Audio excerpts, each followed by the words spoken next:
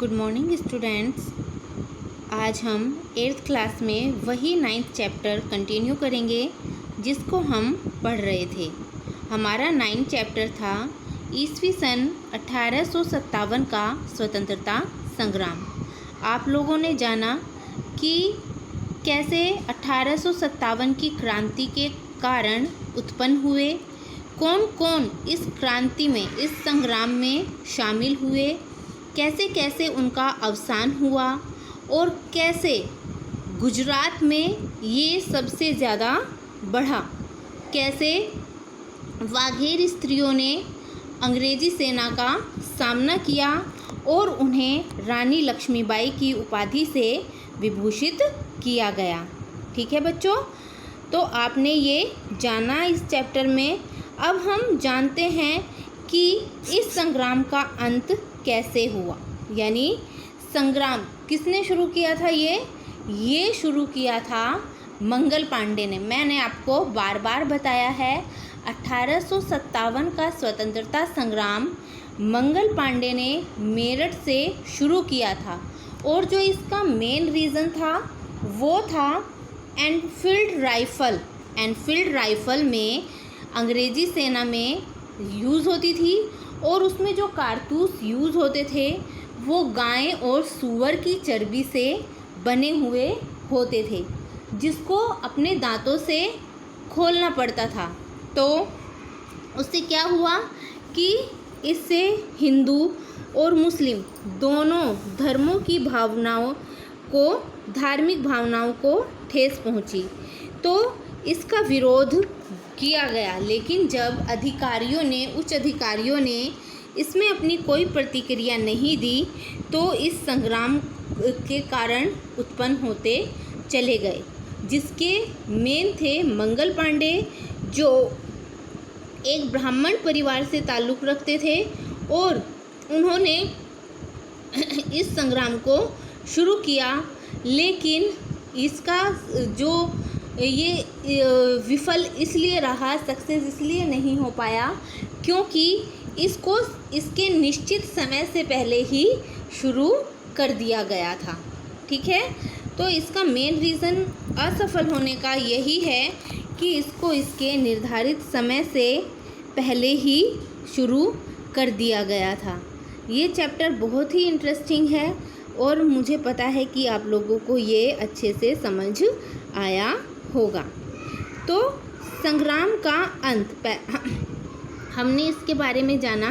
तो अब संग्राम का अंत, ये 1857 का जो स्वतंत्रता संग्राम है, ये सबसे पहला अंग्रेज़ों के विरुद्ध हिंदुओं का या भारतीयों का पहला स्वतंत्रता संग्राम है, जो भारतीयों ने सबसे पहले अंग्रेज़ों के विरुद्ध छेड़ा था। संग्राम का अंत कैसे हुआ? ठीक है, ईस्वी सन 1857 की 10 मई को संग्राम का आरंभ हुआ था, परंतु ईस्वी सन 1857 के जून के अंत में तो अंग्रेज़ों के पास बनारस और इलाहाबाद पुनः आ गए थे। जुलाई के अंत में कानपुर जीत लिया गया था। सितंबर 1857 में दिल्ली वापस ले लिया गया। बहादुर शाह और उनकी बेगम जीनत महल को बंदी बना लिया गया। उनके शहजादों को अंग्रेज़ों ने वध कर दिया। यानी दिल्ली में जिसने इस स्वतंत्रता संग्राम का नेतृत्व किया था वो बहुत बुज़ुर्ग थे। बहादुर शाह जफ़र बहुत बुज़ुर्ग थे। तो क्या हुआ, 1857 में दिल्ली वापस, अंग्रेज़ों ने दिल्ली को वापस ले लिया और उनकी बेगम यानी उनकी पत्नी जीनत महल को बंदी बना लिया गया और उनके शहजादों का वध कर दिया गया। तो दिल्ली में ये इस कारण से समाप्त हो गया। बहादुर शाह और उसकी बेगम को बर्मा की राजधानी रंगून की जेल में रखा गया, जहां पर उनकी मृत्यु हो गई। ठीक है, अंग्रेज़ों ने इसमें बताया गया है कि अंत कैसे हुआ। तो दिल्ली में जिसने सबसे पहले इस संग्राम का नेतृत्व किया था वो थे बहादुर शाह जफ़र, जो एक बहुत ही वृद्ध इंसान थे, लेकिन अंग्रेज़ों ने दिल्ली को वापस जीत लिया और उनकी बेगम को बंदी बना लिया गया और उनके दोनों शहजादों का वध कर दिया।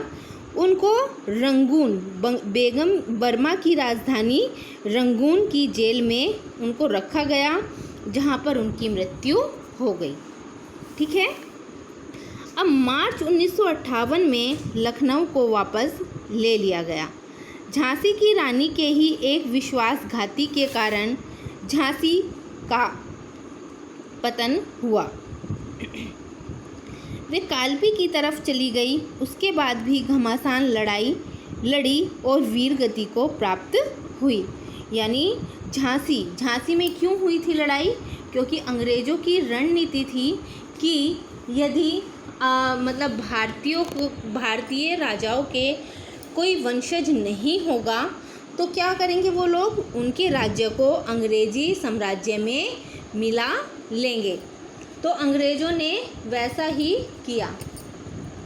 तो झांसी की रानी लक्ष्मीबाई का युद्ध इसी बात पर था अंग्रेज़ों के साथ, क्योंकि वो उनके दत्तक पुत्र को उस झांसी का वंशज मानने से इनकार कर रही थी।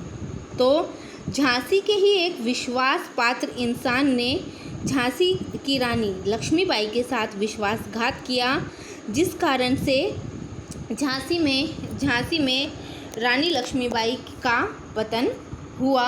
अंग्रेज़ों से लड़ते लड़ते वो वीर गति को प्राप्त हुई।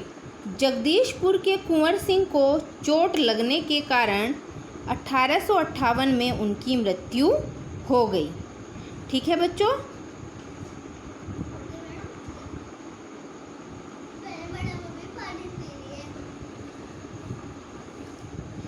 नाना साहब का भी भावनगर ज़िले के सीहोर गांव में 1902 में अवसान हो गया।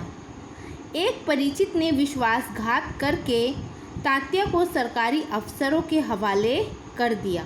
यानी ये जो झांसी का पतन हुआ और कहाँ का नाना साहब का पतन हुआ, ये उन्हीं के विश्वास पात्र लोगों ने उनके साथ विश्वासघात करके उनके अंग्रेज़ों के साथ मिलकर उनके राज्य को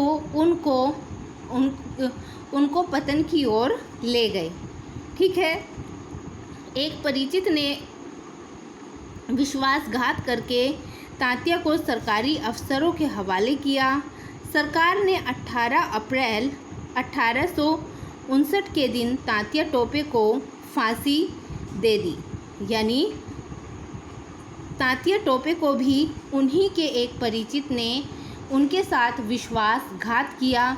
वो कहाँ पर हैं, क्या कर रहे हैं, उनकी योजनाएं क्या हैं, इन सब का पता उनके विश्वास पात्र ने अंग्रेजी सेना को दे दिया, जिससे अंग्रेजी सरकार ने तात्या टोपे को 18 अप्रैल 1859 के दिन उनको फांसी पर चढ़ा दिया।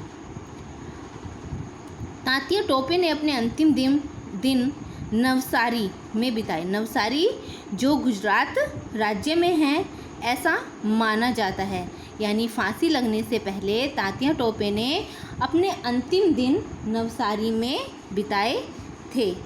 इस प्रकार धीरे धीरे सभी स्वतंत्रता सेनानियों का पतन व मृत्यु होने के कारण 1857 का संग्राम का अंत हुआ। तो आप लोगों ने देखा कि कैसे जिसने इस संग्राम में भाग लिया था, दिल्ली के जो थे बहादुर शाह जफ़र थे, कानपुर के तात्या टोपे थे, ठीक है, झांसी की रानी लक्ष्मीबाई थी, कुंवर सिंह थे, बहुत सारे राज्यों में, क्योंकि ये संग्राम मेरठ से शुरू होकर दिल्ली, कानपुर, झांसी, बहुत सारे राज्यों में धीरे धीरे फैल गया। लेकिन ये सक्सेस हो सकता था, सफल हो सकता था, लेकिन ये जो राजा लोग थे, शासक लोग थे, इन्हीं के विश्वास पात्र लोगों ने उनके साथ विश्वासघात करके और किसके साथ मिलकर, अंग्रेज़ी सेना के साथ मिलकर उनको धोखा दिया और अंग्रेजी सेना का साथ दिया, जिससे ये संग्राम सफल नहीं हो सका और धीरे धीरे सभी स्वतंत्रता सेनानियों का पतन व मृत्यु होने के कारण 1857 के स्वतंत्रता संग्राम का अंत हुआ। तो बच्चों, नेक्स्ट वीडियो में भी हम इसके परिणामों को जानेंगे। स्वतंत्रता संग्राम के परिणाम क्या हुए वो हम जानेंगे। तो आज के लिए इतना ही, ठीक है। Thank you.